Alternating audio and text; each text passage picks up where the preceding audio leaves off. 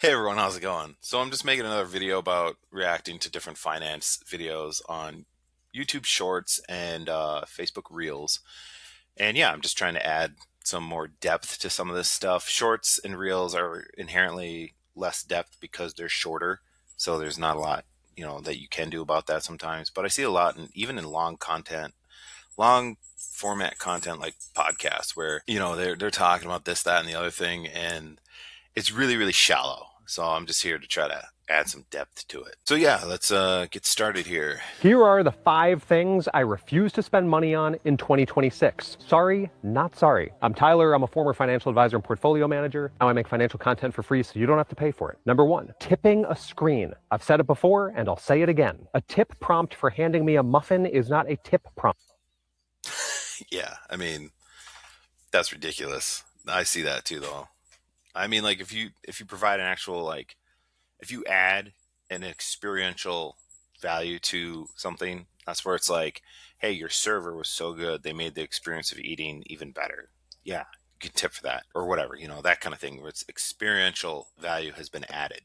That's tip worthy. But if they're making you something, they make a sandwich for you, and then it's like, thank you for making the sandwich that I bought. Then why would I tip that? There, you didn't add anything. There was no experiential value added. Same reason, like someone fixes your car, you just go, thanks for fixing my car, and I paid the cost of you fixing it. So see you later. Thank you. You don't tip, you don't be like, oh man, like I'm sure that it was hard to fix that car. It's like, yeah, I bet it was. I bet it's a special set of skills that gets adjusted in their wage for that, where people will be like, oh, well, if you order, he's talking about a muffin here. But I mean, like, he says, I drink my coffee black, always cut where you can so you can splurge where you want. Like, if someone's making coffee, coffees can be hard to make. I can't make a lot of them. But just because it's hard to make doesn't mean I tip you. In my opinion, it's the experiential value added. If you add to the experience of doing whatever it is I'm doing, there's probably going to be a tip. That's great. I guarantee you, a lot of these bigger businesses like Starbucks and stuff, they factor in the cost of those added ingredients and maybe the time to make it. I don't know. Corporate seems pretty dumb to me, pretty greedy. So they try to pay their employees as little as they can while netting as much profits for themselves and their shareholders as possible. But if you're not adding something, I'm not going to tip. If you're not adding an experience, adding to the experiential value, because I think a lot of people only see things as like a monetary value. If you've added value monetarily, oh, you took this iron and you turned it into steel, that's value added.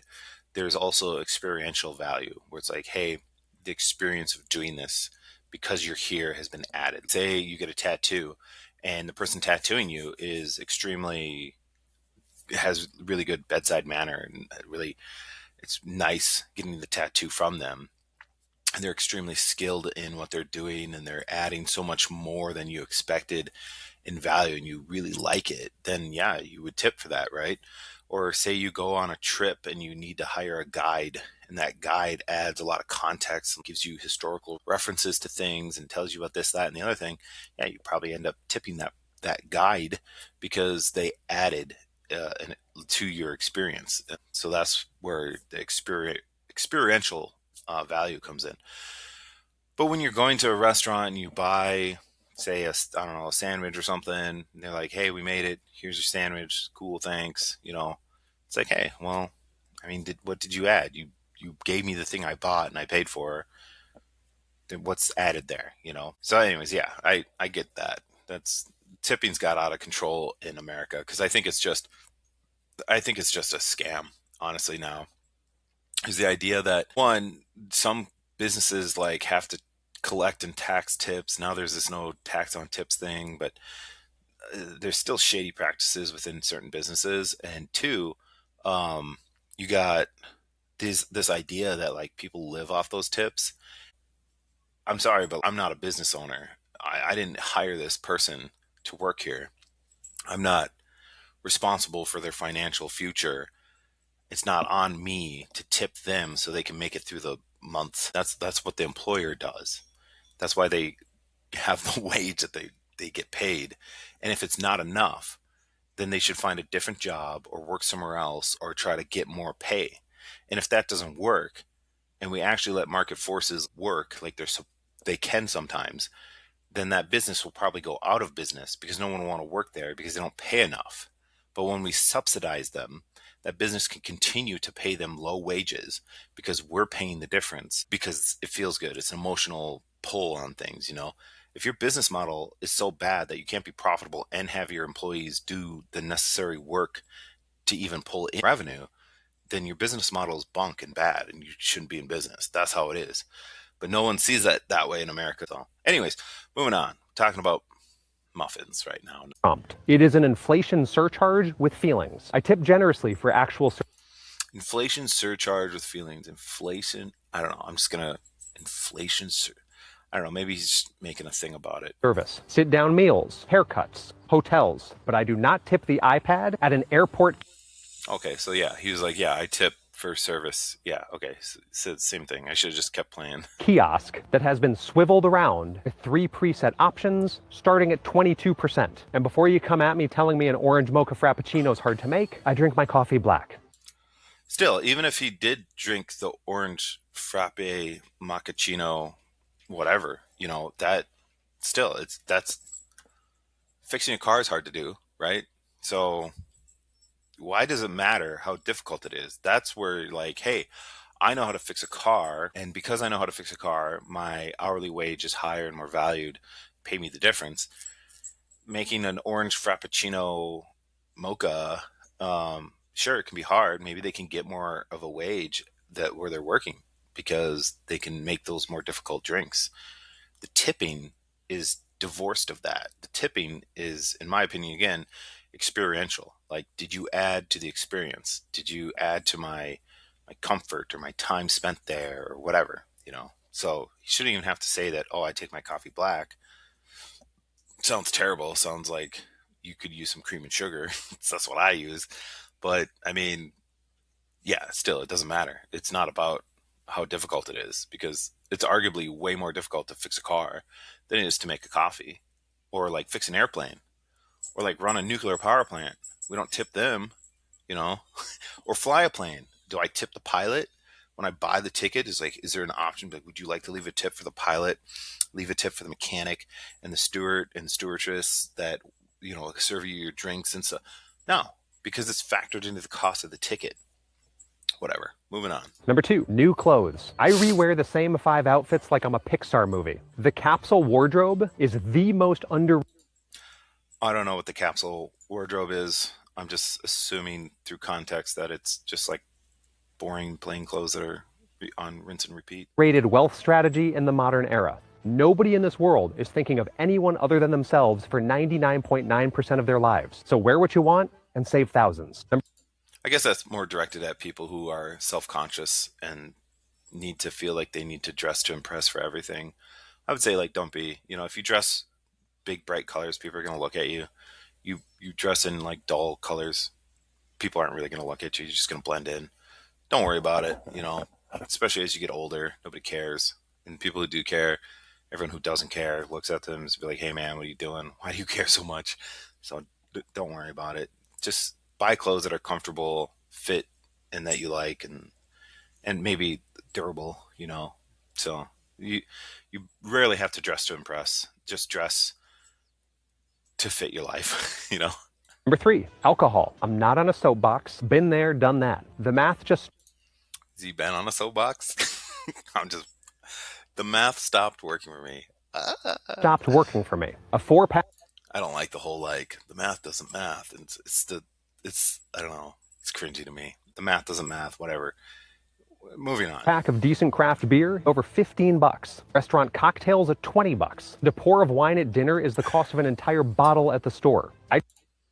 Yeah, that's true. Yeah, just stop drinking alcohol and stuff like that at restaurants and just go buy the bottle at like Total Wine or something like that or local liquor store. I never got into that lifestyle. And I do see some people, when I worked in the oil fields in North Dakota, a lot of people did that. They made so much money up there. And then they would drink a lot of it away and buy trucks. Even though they were making tons of money, they would lease out, they would do leases, and they would do, what was the other one? They would just finance it. Yeah, they would finance it. And I was like, why, man? Like, you make so much money. Just buy it. save up 3 hitches and then, buy it. And a hitch is the duration that your work schedule is on. When you're there, you're on a hitch. When you're home, you're not. So anyways, yeah, it's crazy. I drink occasionally. I'm just no longer paying $80 for the privilege of feeling crappy the next day. Number 4, extended warranties on anything. Appliances, electronics, cars. They are the single most profitable product line for the companies selling them. Yeah, I really got to learn to listen all the way through before stopping halfway, because I was about to say, like, do not get extended warranties. They're a ripoff. Most places are no questions asked returns, especially at Walmart and stuff like that, and Amazon. There's a lot of places you can find that will insure your tech, not insure, but warranty your tech. You just gotta Google search it, and you'll find something in your area that you can get some warranty work through. Which tells you everything you need to know. The math in aggregate never favors the buyer. So buy quality items and self-insure. Buying quality items is important. Yes, they're more expensive. And yes, you got to still do your research, because you don't always get what you pay for. Just because it's expensive doesn't mean it's good. But if it's quality, that does mean it's good. So usually those things go hand in hand. I'm seeing that less and less in today's economy, at least here in America. And number 5, subscription boxes. A monthly mystery box of skincare products, socks, or curated lifestyle goods is just a recurring charge to feel something on the second Thursday of each month. I feel like we've reached a new consumer low. Okay, I should probably let him finish talking, but I'm not going to. I want to say on this, if you like subscription boxes, fine, go ahead. I like video games. I buy video games, play those. I'm not going to be like, oh man. I know that there are actually monthly subscription video game things, like GameFly or something. That was around when I was a kid. Never did it. So I just want to own my games, which nobody does anyways. Nobody owns anything. That's the whole World Economic Forum's the whole thing, is you will own nothing and you'll be happy. They're literally doing it. It's actually happening. And people are actually buying into it. The vast majority of people are happy, and they do not actually own anything. It's crazy. It's insidious and bad, and I don't like it. A lot of benefit comes from being able to own something of your own and make stuff of your own that a lot of people haven't ever made something themselves, and so they don't see the value in that kind of thing. Not to just sell it, but the value in being able to create. It's very easy to destroy. It's very hard to create. But yeah, I mean, I don't know. I don't know how much these monthly subscription boxes are. They're probably, I don't know, maybe $20-$30 a month. That's not a ton of money. That's kind of like Netflix or something.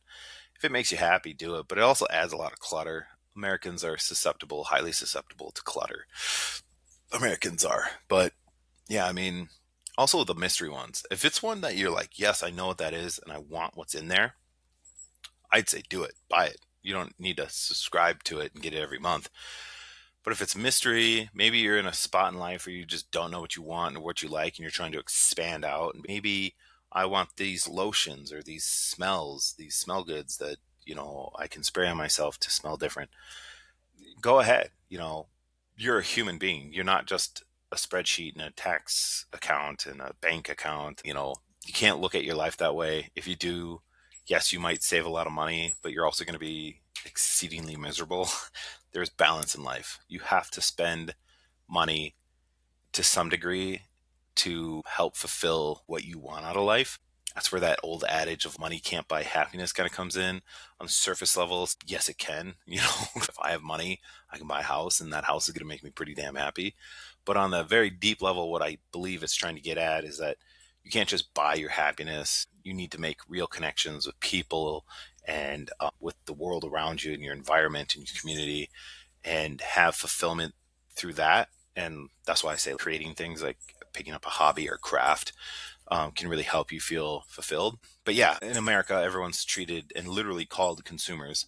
It's the language used in economics a lot is just, the consumer end and this, that, and everything. But yeah, let's see what he has left to say. If we're now paying a premium for a box to be delivered of things we don't know and didn't order. And if any of this is... Well, arguably you did order it because you paid for it and you set it on a subscription thing. So that part's true. But yeah, I mean, I'm not a fan of the mystery box stuff. Helpful, sign up for my free weekly newsletter by clicking the link in my bio. And each week I'll send you over another money playbook that actually works. All right. Well, overall, I think his stuff is pretty good. I mean, there's a couple of subjective things in there, but he's a person, he's a human. He's going to have his own opinions. That's totally fine. I'm going to give him a thumbs up. There you go. Thumbs up to you, CPA. But this seems sketchy and scammy. Take earned income and buy assets. Okay, well, let's just stick with the stock market because that's what this guy seems to be doing. Your earned income, that's taxed. Even if you use it to buy assets. So let's say you earn $100,000 a year and you take all $100,000 somehow and use it to buy assets. And now you have $0, but $100,000 worth of stocks. You're still going to get taxed for earning that $100,000 initially. The only time that you'll stop getting taxed is when you stop earning that $100,000. And I will say, if you're earning $100,000, you're pretty well off. You're pretty well off. So in order to get to the point, just on step one, take earned income and buy assets so that you never sell those assets. So you don't have a taxable event. Your assets are also going to have to pay out. And the one that I know of would be dividends. Dividends are taxed at 0% for the first, let me double check it. It's like 0%. It could have changed because I haven't been paying attention to tax law lately. Yeah, okay. They've actually upped it. Jeez. It was 41,000, now it's 49,000. So you can earn between $0 and $49,000 and you will get taxed at 0% on those dividends. Okay. And then after you get over $49,000 in dividends, you're taxed at 15% of every dollar over that. Okay. It's a graduated tax, or sometimes called a progressive tax. So you could take your earned income. This would take forever. You would have to make so much money and be taxed every step of the way. There are people that do this. They're typically called billionaires or CEOs who get paid in shares so they can avoid taxes completely. And then they leverage those shares for a loan. That's like the third and fourth step that he's talking about, where these ultra wealthy people they'll get paid in shares of a company. They'll leverage the portfolio of the shares that they have. So leverage just means like, hey, I'm going to a bank and say, hey, bank, I would like to take a loan out for $100,000. And they say, well, what kind of collateral do you got to pay us back that loan? And I would say, well, I have this portfolio worth $1 million. And they say, okay, that's fine. We can do that. And then I would get that loan, which I would have to pay back. But if I did pay it back, I'd pay it back using probably the dividends, because if I sell anything, it's going to get taxed, so you use the dividends to pay it back. There is a way that this is done by the ultra wealthy, but this is not a realistic thing to attempt as a regular person. Let me bring my screen back here. Yeah. As a regular person, this is really unrealistic. And I would say that your best bet, this is my course of action, is to buy dividend paying stocks and build a portfolio around that. I like that approach. It's not the most profitable. There's lots of flaws to it. There's lots of other ways you can make money faster, much, much faster. But me personally, I don't care about that. I would rather work and then take excess funds and put it into this thing that is kind of like a live retirement. If you have a 401k and you start pulling from your 401k, it's going to start depreciating value. One, because you're taking value out of it, you're taking money out of it. And two, because it has less to work with to continue to grow on its own if you stop your contributions. And if you're taking money out of it, there's a high chance that you stop contributing to it. Otherwise, that wouldn't really even make sense to take out of it. So you're in retirement stage. You're say you're 65 years old and you're retired, and you start taking out your 401k is going to start to dwindle because you're not adding to it through your job. And the only reason you'd be pulling from is because you need that money. So it's eventually going to run out. And that's where a lot of people kind of run into that issue where they live longer than their retirement kind of is built out for. So what I like is a dividend portfolio. You have to put way more money into it, but it produces dividends that, as you can see, I didn't show it, but the first bucket of taxable income on it is at 0% from $0 to $49,000. And then it's at 15%. Let me see, any dollar over 49,451 up to 545,500. And this is single filers, not married or head of household. Those numbers get even bigger if you're married or head of household before they start taxing you. So if you're married filing jointly, you can earn up to $98,900 at 0% tax. That's pretty much $100,000. So anyways, I wouldn't go with this advice as it's given.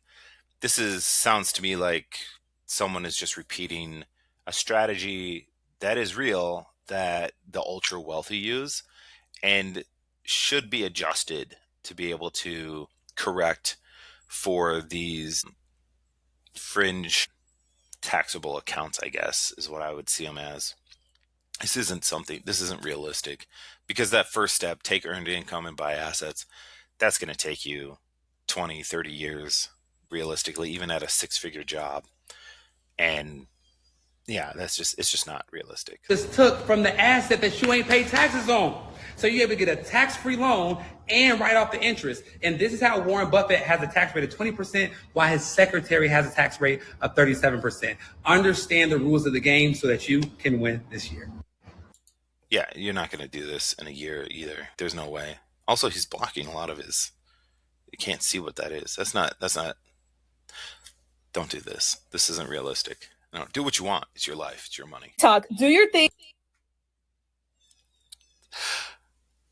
Okay. I said I wouldn't react to of a video. Or no, a reaction of a reaction. Whatever.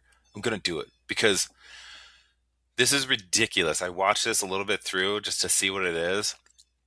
One, this lady in the corner here, she doesn't do anything. She just goes like, yeah, do this. Yeah, over here. Mm-hmm. Yeah. That's the laziest content ever. This woman who is giving this advice that I don't agree with should try to get her video back or something. I don't know. Because this is nonsense. She's not doing anything. Just going, right here, right here. Let's listen, watch. And find this girl, please. She is dropping generational business advice. Generational business advice. Oh my God. Keep watching. Every entrepreneur needs to know these 3 websites. There she is. She's doing it. Watch this corner. We'll listen to the whole thing, but she's just like, God. Whatever. Okay. Number 1, SBA.gov. This is where you get SBA loans. Mind you, SBA loans cover up to 90% of a purchase price of a small business. Yeah. If you are going to get a loan, as with all loans, you have to have either collateral or some kind of leverage or something. You can't just go, I want to buy a business and this business is worth, I don't know, $100,000. Give me a loan for $100,000. They're going to be like, well, how can you pay back the loan? Well, the business will pay back the loan. Well, it doesn't work. It's not just this marketplace of exchangeable businesses. There's rules to this stuff. There's underwriting. So let's go on. Oops. If you want to acquire a business, you don't need all the money up front. Number 2, you don't need all the money up front. That's what a loan is, because you don't have all the money. If you want to acquire a business, you don't need all the money up front. Well, you do when you got to buy it, when you actually got to buy it. So you got to go get that loan. So that's not right either, because you have to go get the loan and you don't have all the money for the loan. So you have to tell them, hey, I'll pay the loan back at this interest rate with this amount of money. I have this amount of income coming in. probably say this is the most important one, SMB market. This is where you would actually go to buy the business. Yeah, there is so many businesses for sale here from people who have spent years. How's she cutting those cherries? She's just like cutting off a side of them. Who preps their cherries like that? I don't even eat much of cherries. So is this how people prepare cherries? Just cutting them randomly, haphazardly? Building these businesses. Now they're retiring, so they're obviously not just going to get rid of it. They're going to sell it. And then number 3. Right. So there's a market to sell a business. That's fine. There's nothing wrong with that. I would suggest, though, here's something that gets overlooked. Businesses are more and more nowadays being seen as just, oh, you can just do whatever you want. You can just go buy that business. It's already profitable and successful, and now you can be profitable and successful. Not true. Why? Because you don't know that business. You don't know the ins and outs of it and the workings of it. You just think that all businesses are the same. They're just this copy-paste material. It's not the case. Businesses have nuance, detail. They're unique. there can be two businesses that sell, say, shoes, and one can be successful and the other cannot. And if you took this approach, you'd be like, well, they both are successful because they sell shoes. And so they should both either be successful or they should both fail. The one is successful and the other is not. Why is that? Well, that's where the detail and the nuance and how you operate and all that kind of stuff come into play. You can't just hand that over in a sales transaction. You can't just go, here's, if for her example, these people who built a business and are now retiring, so maybe that business is 40, 50 years old or older. One, most people would probably preferably keep that business running and hand it down to their family or install a protege or something to take it over down the road, not just sell it on the market. Two, you're not going to get that nuance and business information that you need in order to run that business successfully unless you already know how to do that, So this is a very niche kind of recommendation here. I beg you, before you sit in front of like entrepreneurs or people who are selling their businesses, do not go in uninformed. You have to understand the terminology. You have to understand what the words actually mean so that you can actually make informed decisions. So go on to Investopedia, read up some of the terms. She's just ripping that cherry apart. She cut the other ones and is ripping that one apart. What is the process? What is she preparing? Is this an AI video? And I don't know it. I don't know. This hood range for the oven seems fine. There seems to be a burger smasher handle, maybe pot handle there. This shelves, maybe they're floating shelves. It looks like it lines up a little too close with this. I don't know if this is fake. She seems to have all of her fingers. I don't know. Where she's just randomly like, I'm going to cut this cherry. I'm going to rip this cherry apart. You know what? This doesn't make any sense how she's preparing these cherries. And for her last business advice, Investopedia, that's a great website. There's tons of information on there. And yeah, if you don't know, read up. So your advice is pretty bad in this case because you're talking to someone like they're about to go buy a business, yet you're telling them it's like taking the 10th step and the first step, and step number 10, it could really be step number 2, but really spend time on step number 1, learning. And you're not going to learn everything in Investopedia. It's a great resource. I've been on that website tons of times. It's great to read and look up definitions, and they give little articles on things, and they'll give you the definition for things, and then they'll also give like a little article on how it's used. It's a great website. It's a great resource, but you're not going to learn everything there. You can't. It's not possible. You need to like talk to people and like learn in the real world. Terms, understand the vocabulary, and then buy a business. TikTok, do your Okay, yeah, and then this chick is just like the whole time. I'm a hater for that. Okay, I hate it when there's people are like, look at this cool video I found. They put work into it, whatever. Or they have advice, and I'm just gonna sit here and go, yes, that's the way. This one, listen. I can't. Let me read the comments real quick. Send this to someone who should buy a business. No. Very good advice. Did anyone find her? Loans are not grants. Loans have to be paid. Very true. Yeah, but you can acquire a business. Yeah, but if you can acquire a business, you are generating profit, so you can pay the loan back and keep making profit. Not true. Just because you acquire a business doesn't mean it's profitable. Doesn't mean it's profitable at all. That's an assumption. That's a dangerous assumption. This person's right. She knows what's up. Colleen Santos. You know what's up. You saw through it. This is not good advice. Also, did anyone find her? Maybe it is AI. I don't know. AI is getting powerful. All right. Let's listen to this one, and then maybe we'll switch over to YouTube. It works, so they spend their entire lives being managed by people that do. But stick with me, because in the next 60 seconds, I'm going to share 3 things about money that most people don't know. By the way, I'm Mel. I teach people how to build conscious wealth. If you're into that, hit the like and follow. What is conscious wealth? What is conscious wealth? Is that like when people are like, where they have lots of apples and like, I'm apple rich. I'm rich in apples. Lesson number 1 is money is not real. You heard me right. Money is not tied to gold or any other standard. It's literally just an agreement between all of us on what it's worth. Not true. Not true. Not true. Okay. Just because there's not like a gold standard doesn't mean that money isn't real. It's very real. It's in your bank account, it's in your wallet or your purse as cash. It's tangible. There's forms of it that are intangible. That's your digital money. And it is a fiat currency. It literally translates to let it be done. And guess what? There are governments, and governments issue currency being money. So your government has absolute power over its citizens. Well, not really, but especially if you live in America, you got a lot of rights and freedoms that other countries don't. But if you say, hey, I'm not going to pay for that, the government has the authority to say, hey, I'm going to put you in jail, or I'm going to put you in prison, or whatever it might be. Money is bound to government. Fiat money is bound to governments.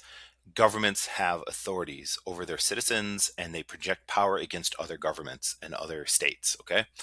So money is real, and it is not just it's not as simple as like, hey, we all agreed to exchange seashells, so let's all do that. There is cases of that as very rudimentary, kind of money, but that is not the case today. It is the reason, say, like the US dollar is so valuable relative to other currencies is because of its government. It's because of the power projection that America has. It's also because of the widespread use of its currency, the ease of use of this currency, the ease of transaction use for denominating trade internationally. That's one of many reasons that the US dollar is so sought after. Also, the US is a superpower. Right now, as the recording of this video is the only superpower. If the world moves into a what is it called? I can't remember the name, but where there's more than one superpower, how it was in the Cold War, where it was Russia and the US, and then now it's just been the US, multilateral power or something like that. As the world moves into something like that, you might find that, let's say US, Russia, China, and let's put Brazil in there or something. Let's say those are the four superpowers of the future.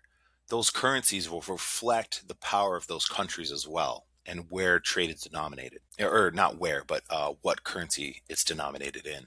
So anyways, money is real. It's not just because it's not based off of like, oh, it's not based off gold, so it's not real. That's garbage. That's not true. It's fake. It's false. It's wrong. It's garbage. Do not believe that. It's not going to hurt you to believe it, I guess, but it's not reality. You're going to get kind of scoffed at by people who actually do understand money, because when you start telling them like, oh yeah, this money's not real, they're going to be like, okay, I guess your bank, your home mortgage or your rent and stuff, that's just not real. It is real, and it is real through authority. It has moved from exchangeable, because that's what the gold standard was. A gold standard was an exchange rate on gold for currency. So you could take a dollar and exchange it for a certain amount of gold. Well, as wars continued and liquidity was needed and there wasn't enough money supply in the system, the United States specifically removed itself from a gold standard and said, hey, we're not doing this anymore. We're not exchanging dollars for gold. That's gone. We're just going to say it's good because we're the government, and our dollar's good because we're big and powerful. And that's, if you look at smaller like states that don't have as much power projection as, say, the United States, their currency reflects as well, or their economic value as well, not just power projection. Power projection is not just military might, it is also like the power of your economy and stuff like that, and the stability of your economy and the stability of your state, of your society. So if, say, the United States broke out into a civil war, the value of the dollar, I guarantee you, would drop because people are like, oh my God, what's going to happen? We don't know. I better dump as many dollars as I got and go buy someone else's currency. If you're doing an exchange, whatever. It's wrong. This is wrong. Whatever. Let's move on. Just because one thing is wrong doesn't mean it's all bad. So let's keep listening. And once you realize that, then you can stop being controlled by money. You can start learning how money moves. No. No. But you should learn how money works, how it moves, how it functions. Books on banking is extremely helpful. They're dry and boring, but they're useful. Okay, let's look at this. Money is an agreement about value. Once you understand that, you stop being controlled by it. Wealth is built with leverage, not credit card debt. But debt that buys cash flowing assets, you don't always need a bank. With seller financing, you can buy directly from a seller and pay them over time. That's how I built my portfolio and retired from my day job in 5 years. Common freedom. Okay. How do I see less? Okay. Let's keep listening. And lesson number 2 is you need to use leverage, aka debt, in order to make more of it. Dangerous. Oh my God. If this is going where I think it's going, that is extremely dangerous, and it will put you in deeper debt that you need to pay, that the government will arrest you and put you in jail if you don't. Not the kind of debt that goes on your credit card. I'm talking about the debt that buys businesses and rental property. Not that small credit card debt. I'm talking about massive debt. The biggest debt you can ever get. That's the debt you need.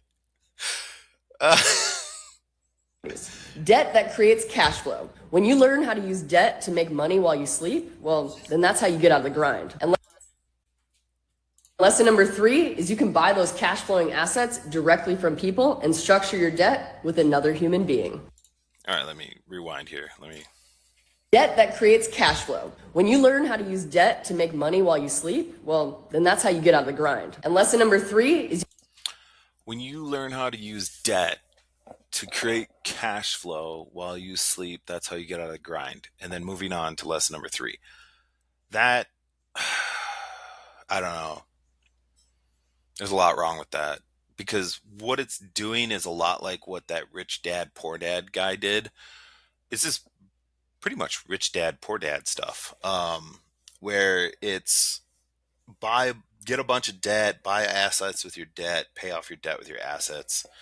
Sounds all good when spoken to by it and read it on paper and stuff, but doing it in real life, it's not realistic. You need something as collateral for the initial purchases anyways. I mean, you can't just go and get a massive loan.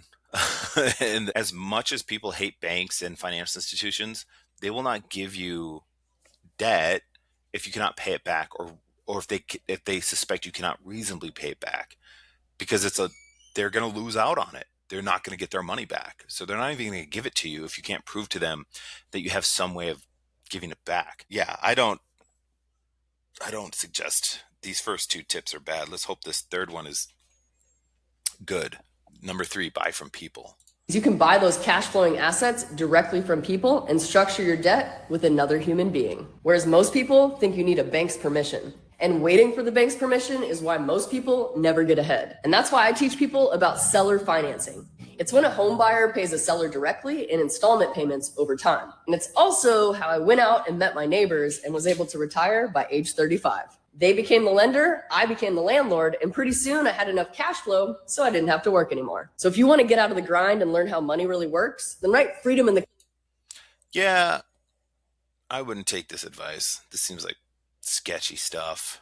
I always get a red flag too when people say write freedom or write more money, more problems, or write whatever. Where they're like, write something in the comments, that's to me a red flag, because what are you doing?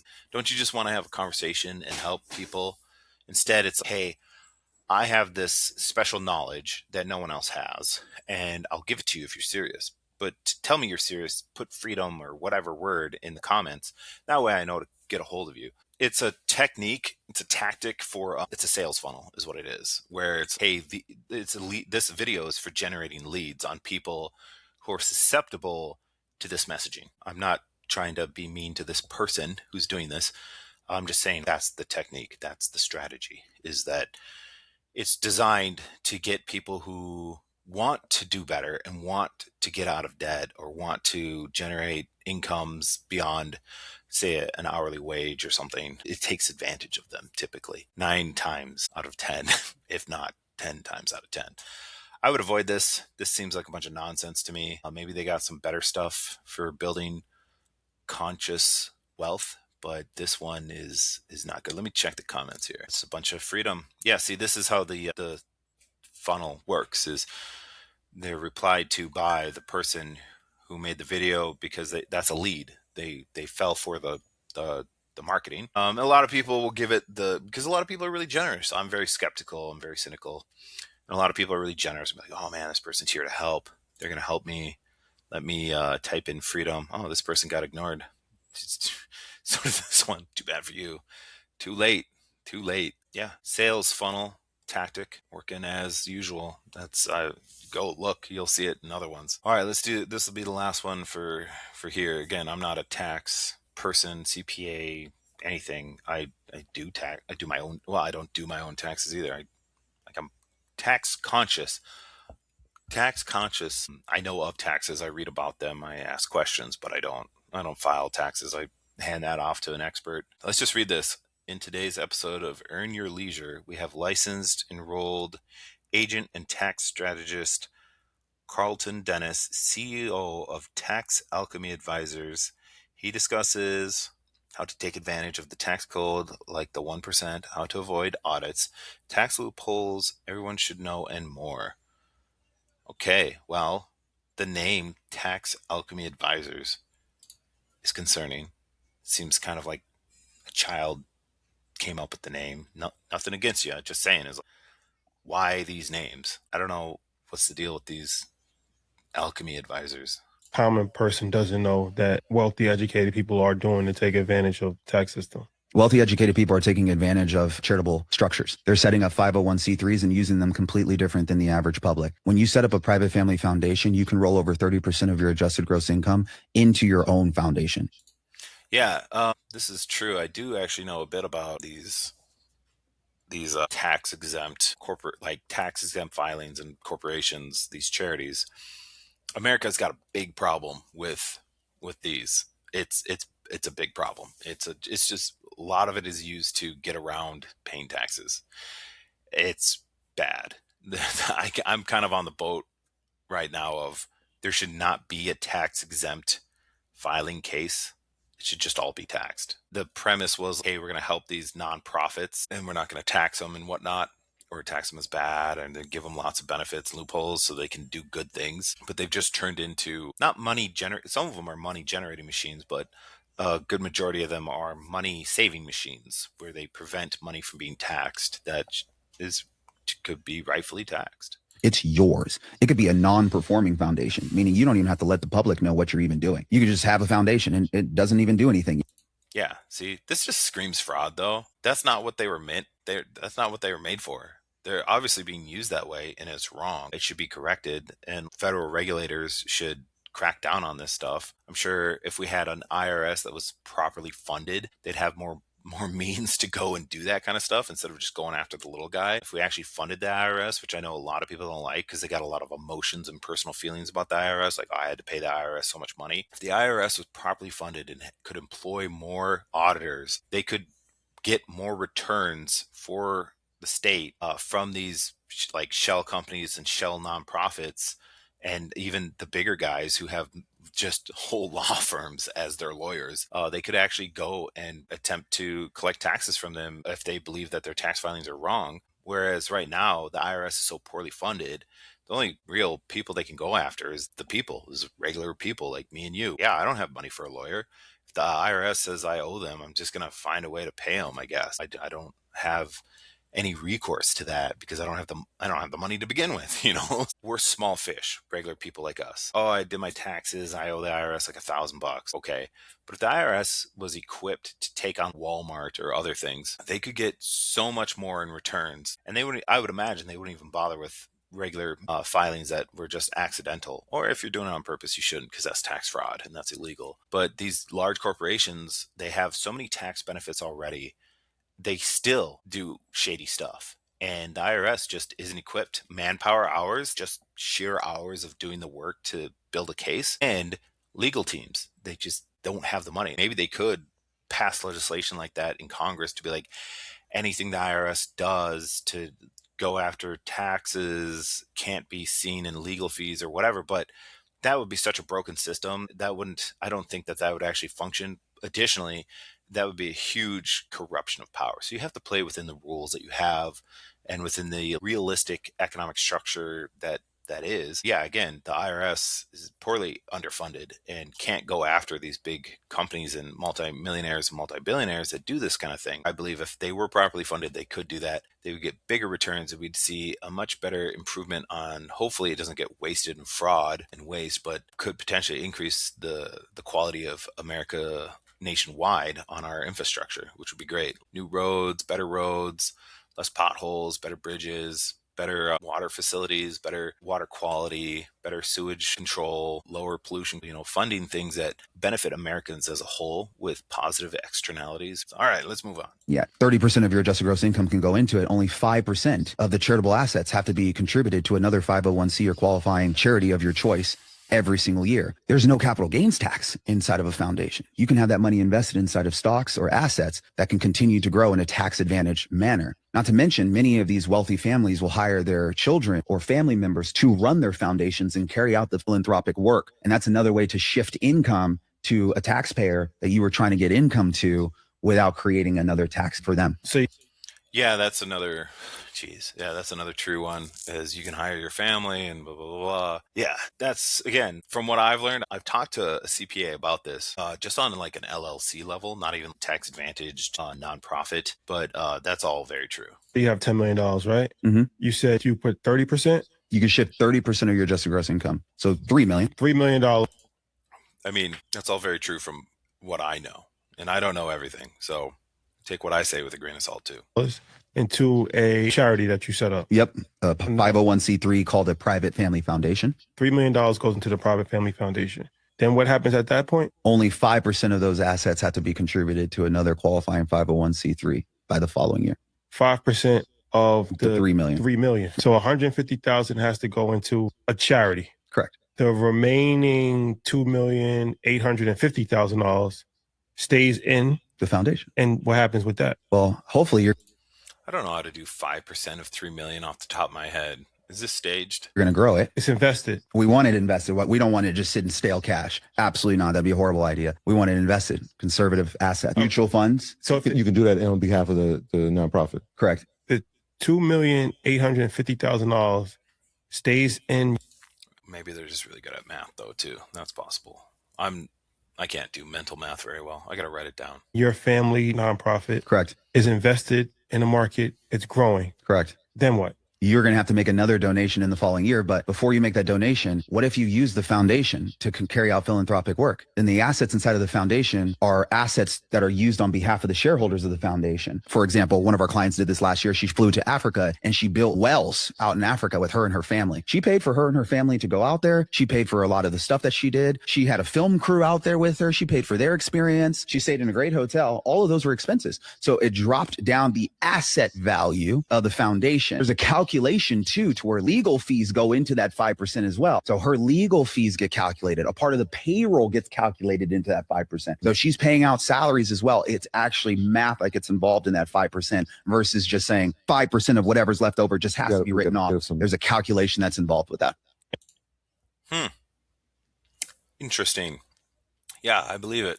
I looked into nonprofit stuff a lot because I think a lot of people actually view nonprofits, like your typical American just views a nonprofit as, hey, I'm trying to help people and the government's going to help me by not taxing me so much. So it's win-win. I help people and the government doesn't try to take so much of my money. But when it's used like this, because you can't specify, I mean, an audit would fix this. You could literally just audit this and the person comes in, looks at what you're doing. Wow, it's pretty curious that every one of your employees or 90% of your employees are family members. And it's pretty curious or suspicious, that this, that, and the other thing, all these people are family members and I don't know. So to me, yeah, this is where regulation comes in. This is why regulation is important. You'll hear conservatives and libertarians about how regulation's bad. And then you'll hear, Democrats and liberals how regulation is good and we need it for everything. They're all wrong, in my opinion. The regulation needs to be targeted and it needs to be measured and it needs to have oversight. And the oversight needs oversight that gets looked at. It's got to be a whole thing. You can't just, we'll send regulators out there.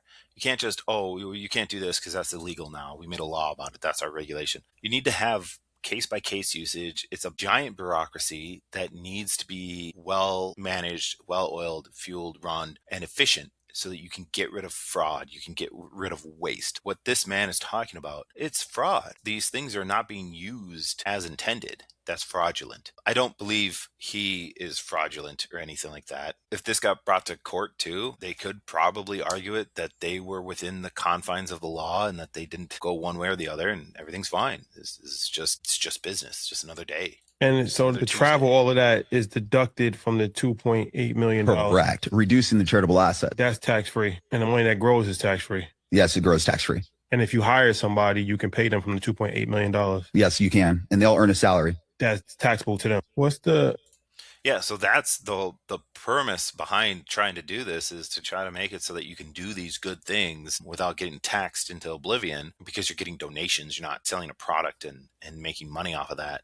But yeah, this is all, that's part of the strategies. Let's check the comments real quick. I like the comments. Tell me more, brother. Nah, the structure he is talking about is a bit less than a DAF, mainly because the main shareholders are the same as the donor.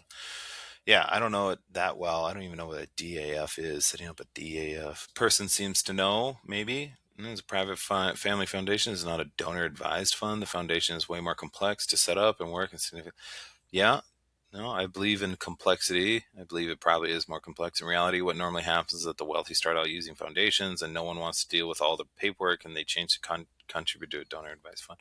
Okay, well, yeah, very well could be. Like I said, I'm not going to pretend to know everything and say that, oh, I know what they're talking about 100%.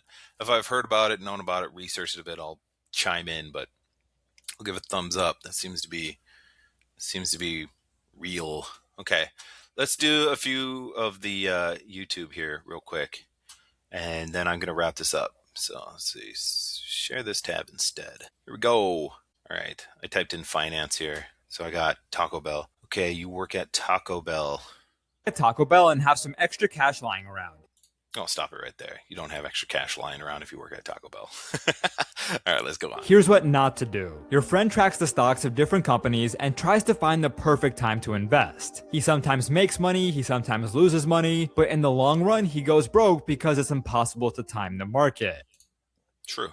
Yes. True. But you make a smarter choice. You take your extra money and put some into a high yield savings account and the rest into index funds. These funds split your money across tons of different stocks, which...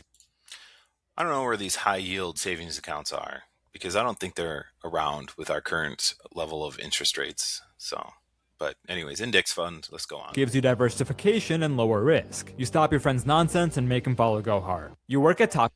Oh, that's it. Okay. Well, yeah, I would say that index funds are fine. They're like ETFs. ETFs is a basket of stocks, and index funds are a fund that tracks an index. That's why it's called an index fund. So an index is like the S&P 500. That's an index. And an index, what is that? It's just a list. You know, the S&P 500 is the Standard & Poor's 500 companies, right? The NASDAQ 100, you know, that'd be the top 100 of the NASDAQ.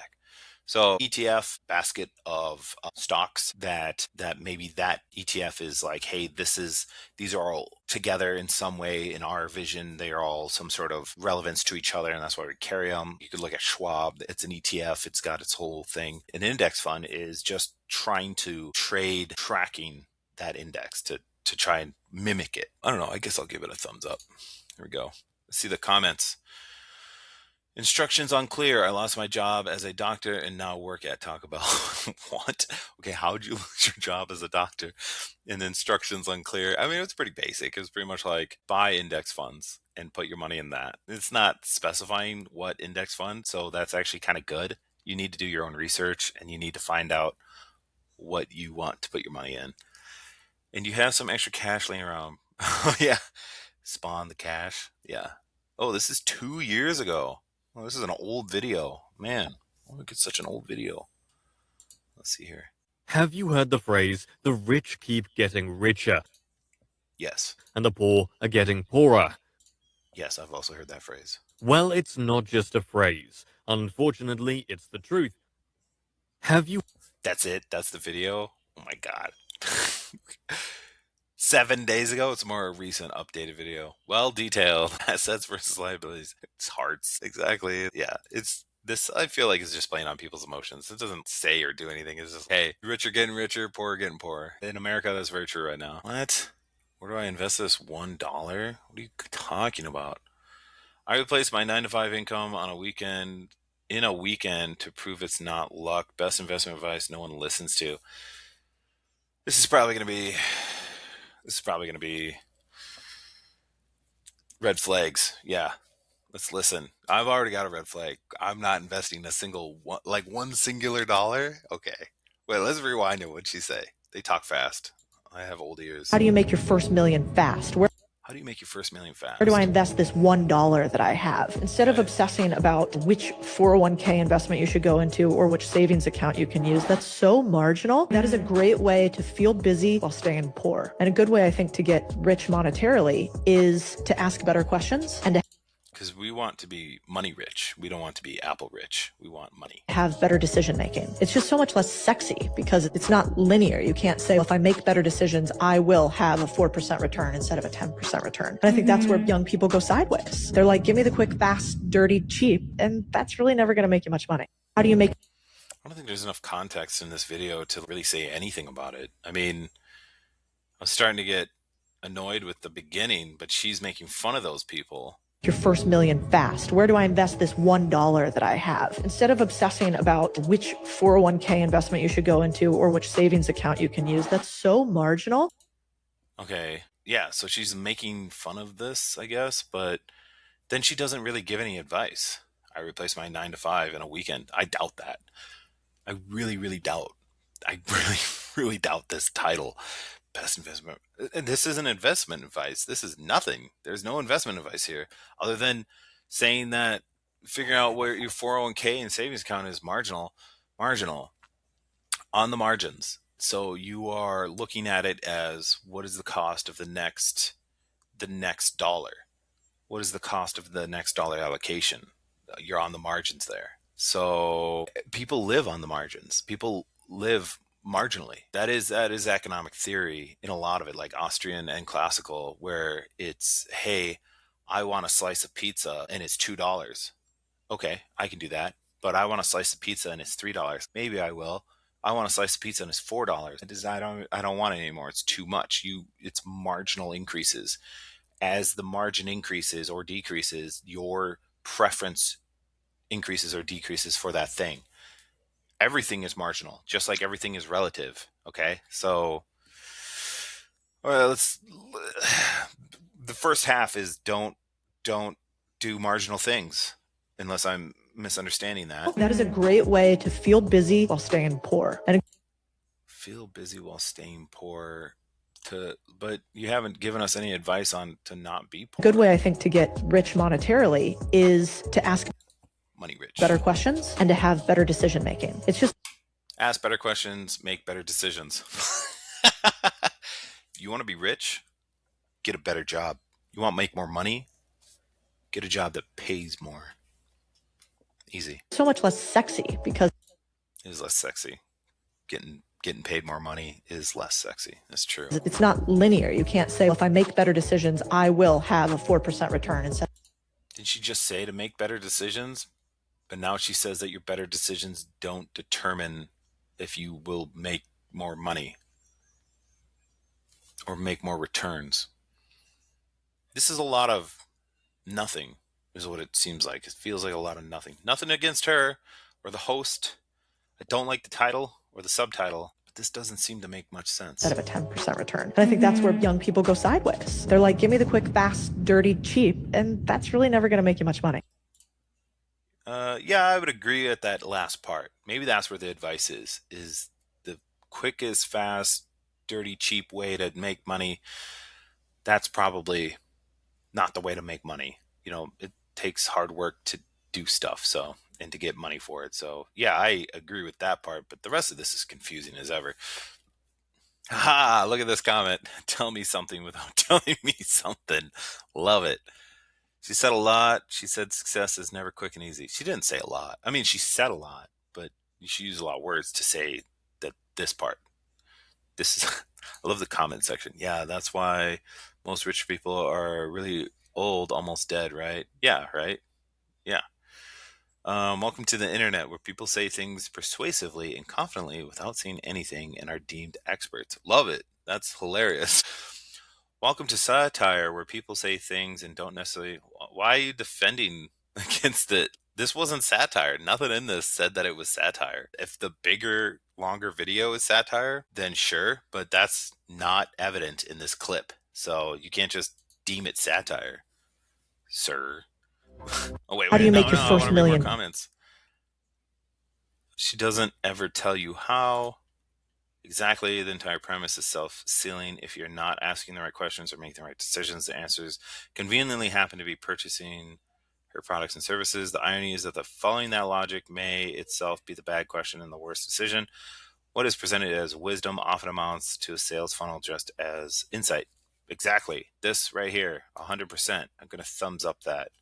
That's what my video is saying right now. I was just talking about sales funnels with that freedom person. Step 1, have better decision making. Step 2, be born rich. Decide before birth who your parents will be. Make better decisions, people. Plenty of people started with nothing. Yeah, lots of people start with nothing. That doesn't negate what they're saying.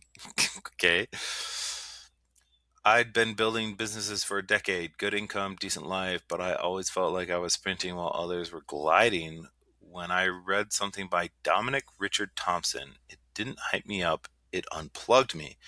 His words made me realize that real wealth isn't loud, it's hidden behind structure, silence, and jurisdiction. Since then, I've stopped optimizing for cash, I'm optimizing for control. Okay.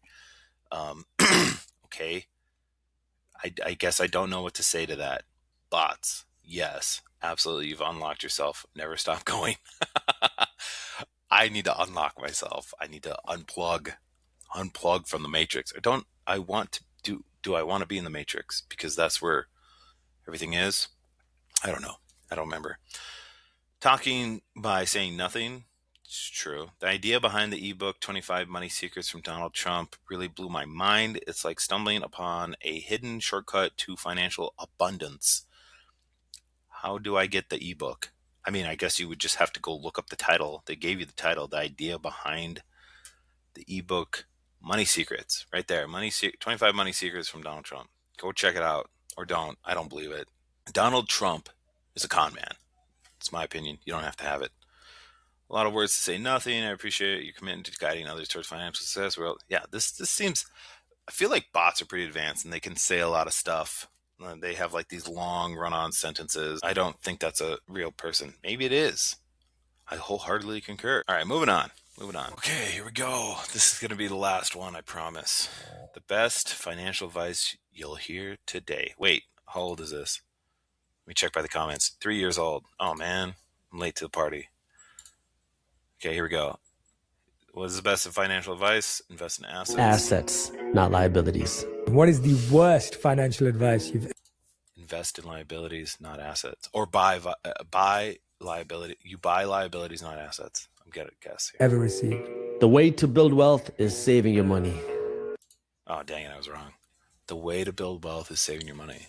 So I should spend my money on assets. So true. Third question. What is something you used to value that you don't anymore? Material Money. Just kidding. real things. What is something that you think people think is important when it comes to money, but you realize that's not really the right focus? Net worth. Net worth is a crap indicator of real success. What is the... I don't know about that. Net worth.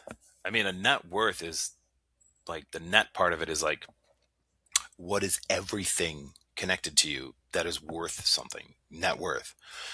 So like when people are like, oh, Elon Musk, he's worth $1 trillion.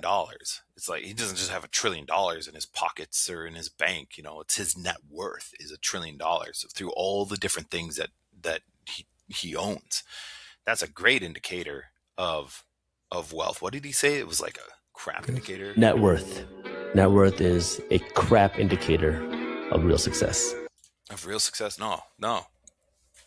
I disagree. Well, obviously it's subjective what you think success is. You know, some people are like, hey, I have a family that's successful.